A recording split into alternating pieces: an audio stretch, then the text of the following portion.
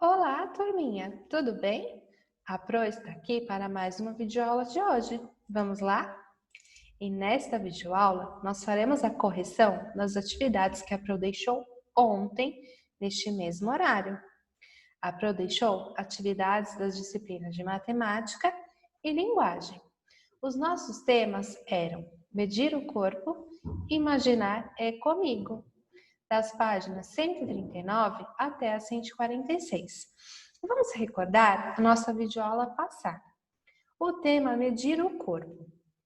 Nós conversamos e falamos que alguns anos atrás nós não tínhamos os instrumentos de medida que temos hoje, como a fita métrica, a trena e até mesmo a régua. Então, para medir objetos ou determinados espaços, utilizavam-se o nosso corpo humano, partes do nosso corpo, que foi o palmo, o polegar e os passos. Tudo bem até aqui? Nas atividades, nós tínhamos algumas situações que era para observar determinada medida utilizando partes do nosso corpo. Vamos lá? Página 140. Atividade 1. Em uma brincadeira de caça ao tesouro, uma professora do primeiro ano caminhou até um armário no corredor e voltou. Em seguida, escreveu a seguinte pista: saindo da sala de aula, dê 30 passos à direita e você encontrará a segunda pista da brincadeira. Nessa situação, a professora do primeiro ano utilizou os passos para medir de um lugar até o outro, onde estava a segunda pista do caça ao tesouro. Todos os alunos deram 30 passos, mas ninguém encontrou a pista. Por que isso aconteceu? Por que será que isso aconteceu, primeiro ano? Se a Pro for caminhar da nossa sala até onde nós tomamos lanche, dará uma quantidade de passos. Se vocês forem caminhar da nossa sala até onde nós tomamos lanche, dará outra quantidade de passos. Vocês sabem por que isso acontece? Isso acontece porque o pé da professora é maior do que dos alunos. Isso não é verdade? Meu pé é do mesmo tamanho que o de vocês? Não. Então, no caso da professora, o pé dela era maior que o dos alunos. Fazendo a medida com o pé, os passos da professora, deu 30 passos. Mas dos amiguinhos do primeiro ano, não, porque o pé dela é maior do que o dos alunos. Tudo bem? Letrinha B. Que mudanças você sugere para a pista dada pela professora? Aqui seria uma resposta pessoal. Cada um de vocês dará uma sugestão de como realizar essa pista. Tudo bem? Como faremos para levar os alunos até a segunda pista do caça ao tesouro? Tudo bem até aqui? Atividade número 2. Nessa situação, nós iríamos usar o palmo, que era para medir a carteira da nossa sala. Está aqui a imagem. Vocês iriam medir com o palmo de vocês uma mesa de casa. E a Pro pediu para vocês fazerem medir com o palmo de vocês e depois com o palmo de alguém da família. Tudo bem? Quantos palmos tem a carteira escolar? A Pro mediu com o meu palmo, certo? Que é do mindinho até o polegar. A mesa da nossa sala. Do meu palmo, a mesa da nossa sala deu 4 palmos, tá? O meu. O de vocês irão colocar o quanto deu da mesa de vocês de casa. Pode ser da sala, da cozinha, uma mesinha de centro, certo? E vocês iriam comparar o quanto deu de vocês e de uma família. O resultado foi o mesmo? Não, que é a mesma situação dos passos. Eu tenho tamanho de um palmo, o de vocês é outro e alguém da família de vocês é outro. Cada um tem um tamanho de mão, de palmo, tudo bem? Então não será a mesma quantidade. Na próxima situação, nós iremos fazer o comprimento, medir o comprimento da nossa apostila usando o polegar. A Pro pediu também a mesma situação. Medir com o polegar de vocês e um da família. Com o polegar da Pro, o comprimento foi 17, tá? Com o meu polegar. O de vocês pode ter sido mais, certo? Então fica diferente. Essa situação, a situação 2 e 3, que é o do palmo e do polegar, as respostas serão diferentes da Pro e a de vocês. Cada coleguinha vai dar uma quantidade e a da Pro vai dar outra, porque o meu polegar é diferente de vocês. Tudo bem? O tamanho é diferente. Na atividade 4, estava assim: converse com os colegas e o professor sobre as vantagens e as desvantagens de usar as partes do corpo para fazer medidas. Depois, escreva as conclusões abaixo. Primeiro ano, as desvantagens. Quais são? Nós já vimos essas situações. Cada um tem um tamanho. O passo é diferente, o tamanho do passo é diferente, do palmo é diferente e do polegar é diferente. Dará medidas diferentes. O que para mim deu 4 palmos, para vocês poderia ter dado 8, porque a minha mão é maior que a de vocês. Se fosse do passo, foi o caso da atividade número 1 da professora do primeiro ano, o passo dela é maior. Então, a quantidade de passos até a pista do caça ao tesouro deu menor que se fosse um aluno medindo. Tudo bem até aqui?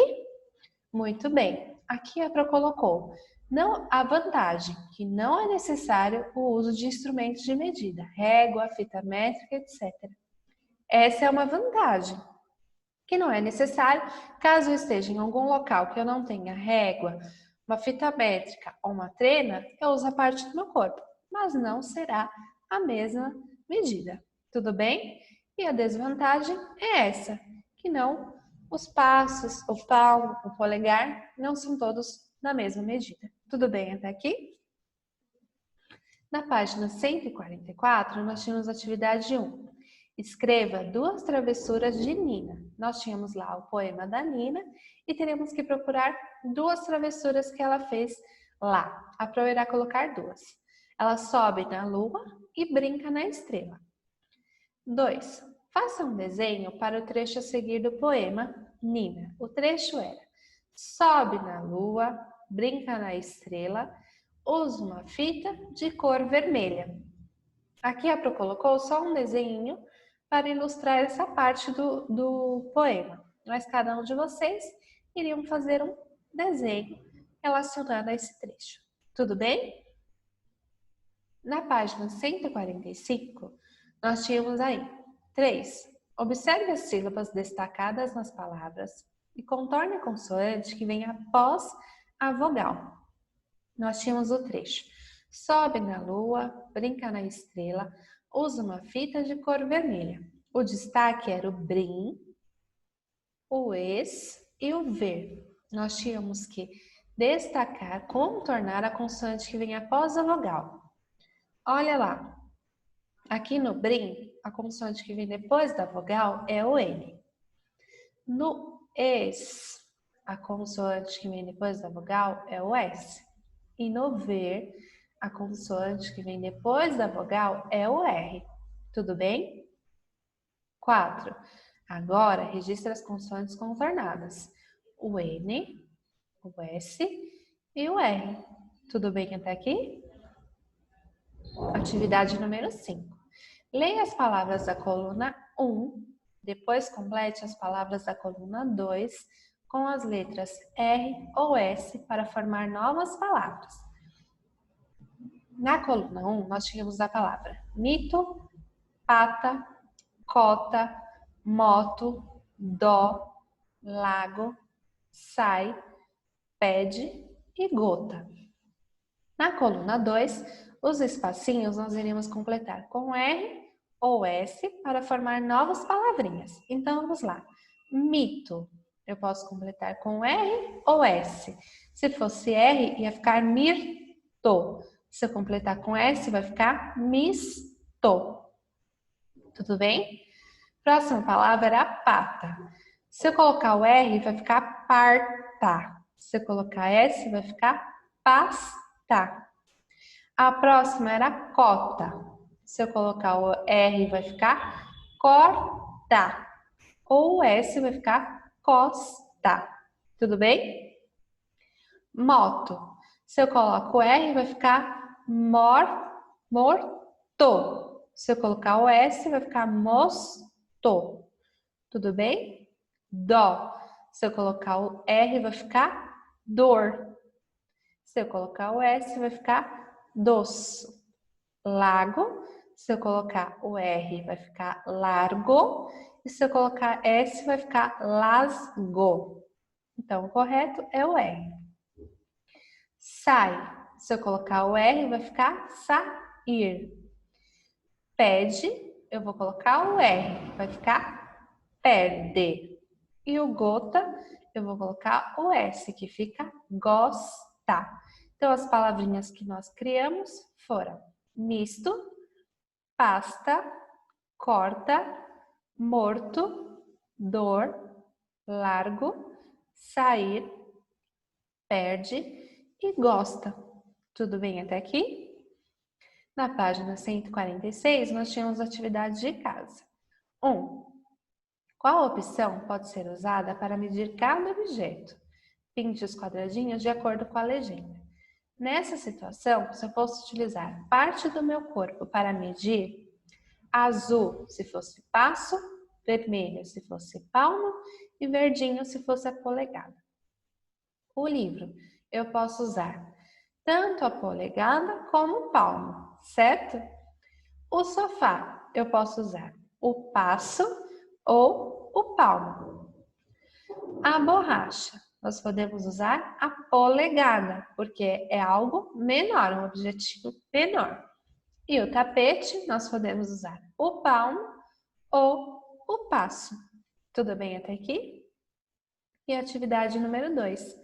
Complete as palavras com o que pede e leia a nova palavra formada. Então, vamos lá. Nós temos a palavra capa, cota e pote. Se eu colocar o S no meio delas, ficará capa, ficará caspa. E se eu colocar o R, vai ficar carpa. Tudo bem? Cota. Se eu colocar S, vai ficar costa. Se eu colocar R, corta. E o pote, se eu colocar S, vai ficar poste. Se eu colocar o R, vai ficar porte. As novas palavrinhas foram caspa, carpa, costa, corta, poste e porte. Observaram? Acrescentando ou mudando determinada letra na palavra, ela muda o som. Tudo bem até aqui, primeiro ano? Muito bem! Chegamos ao final da correção desta videoaula. Eu espero vocês na próxima. Beijos!